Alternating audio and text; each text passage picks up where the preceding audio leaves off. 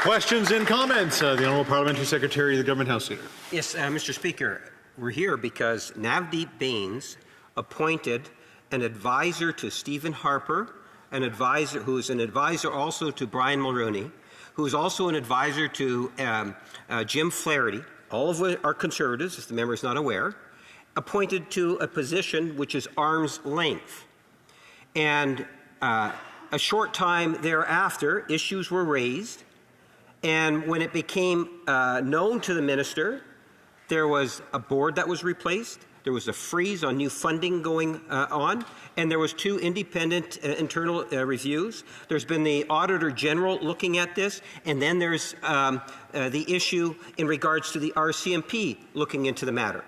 The question for the member is to recognize that the reason why we're actually here right now is because we did provide information to the committee, and yes, it was redacted, just like Stephen Harper did on numerous occasions.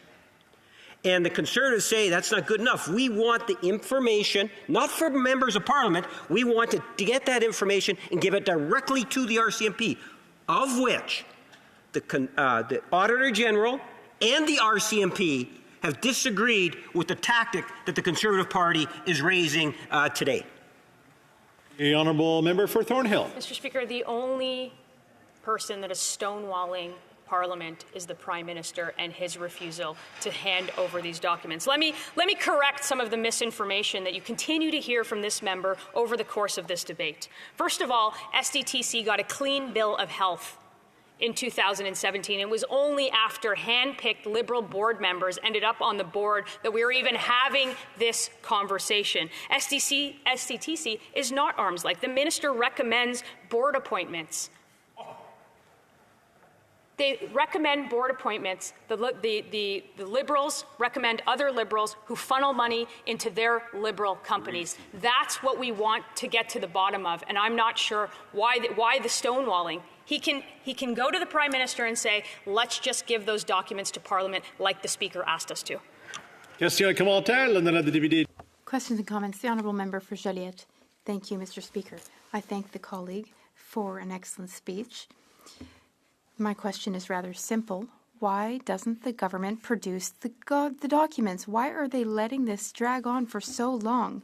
The member said very clearly that the government must produce the documents. They must play along. If not, well, they've lost control over the legislative agenda in the House. It doesn't seem to bother them. Why doesn't it seem to bother them? How would the colleague explain that? The Honourable Member for Thornhill.